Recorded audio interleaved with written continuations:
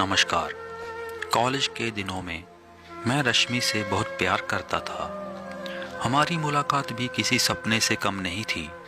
एक कॉमन दोस्त ने मुझे रश्मि से पहली बार मिलवाया था। मुलाकात का सिलसिला चलता रहा और ना जाने कब हम एक दूसरे से प्यार हो गया। रश्मि सपनों से ज़्यादा सुंदर एक बहुत ही हसीन लड़की थी, चुलबुली और सबका ख्याल रखने वाली। हम दोनों एक दूसरे से बहुत प्यार करते थे। मैंने रश्मि को अपने परिवार वालों से मिलवाया और मेरी उम्मीद के मुताबिक रश्मि सभी को बहुत पसंद भी आई। सभी जानते थे कि हम जल्दी ही शादी करेंगे।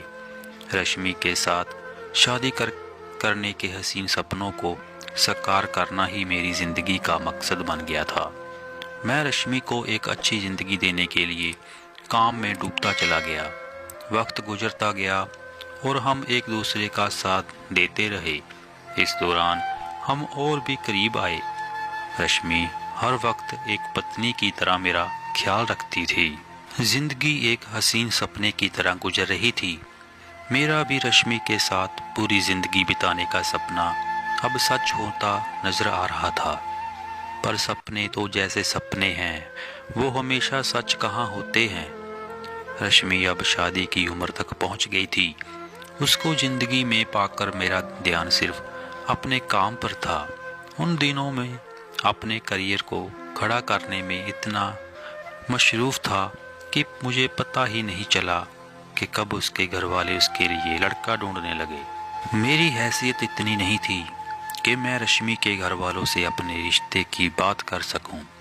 रश्मि ने अपने रिश्ते वाली बात मुझे कई बार बताई, पर मैंने इस बात को बहुत ही मामूली तरीके से लिया। मैंने कहीं ना कहीं दिल में रश्मि के साथ रहने का सपना संजोए रखा था, जिसे मैं किसी भी कीमत पर टूटते हुए नहीं देख सकता था।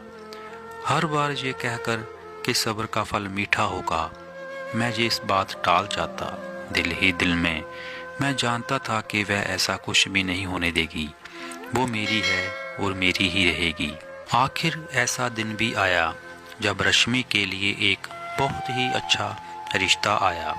उसके घर वाले बहुत खुश थे और उन्होंने रश्मि को रिश्ता कबूल करने के लिए दबाव डाला। वो बेचारी क्या करती, आखिर उसका दोष भी क्या था। ना चाहते हुए भी उसने वो रिश्ता कबूल कर लिया। मैं ये सुनकर बहुत निराश हुआ और रश्मि से कुछ समय मांगा, कुछ साल, जब तक मैं अपने पैरों पर खड़ा ना हो जाऊं। पर शायद अपने परिवार के दबाव में रश्मि मुझे ये समय नहीं दे पाई। मेरे सपने अब चूर चूर होने लगे थे। किस्मत को इस बात का दोष देते हुए मैंने जिंदगी का ये कड़वा घुट भी पी लिया। साल गुजरते गए। रश्मि अब अपने ससुराल में बहुत खुश है। मेरी भी शादी हो चुकी है। इस बात को गुजरे हुए अब 10 साल हो चुके हैं।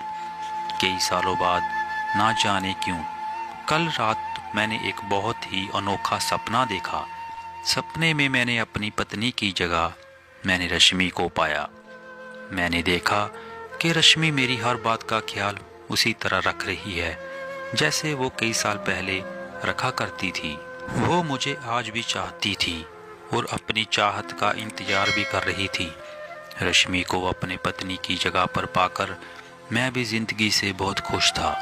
वो सपना सच में ही बहुत अनोखा था। इतने सालों बाद मुझे अचानक उसकी याद क्यों सता रही है। क्या सच में ये किस्मत का ही दोष है, या मैं अपनी ज़िंदगी से खुश नहीं हूँ, या फिर आज तक मैं उसे भूल ही नहीं पाया हूँ। क्या मैं कभी भी अपने पहले सच्चे प्यार को भूल पाऊँगा या नहीं जानता। तो दोस्तों, उम्मीद करता हूँ आपको ये स्टोरी पसंद आई होगी। अगर पसंद आई हो तो वीडियो को लाइक और चैनल को सब्सक्राइब जरूर करना। तो मिलते हैं एक ऐसी ही स्टोरी के साथ। तब तक के लिए नमस्कार।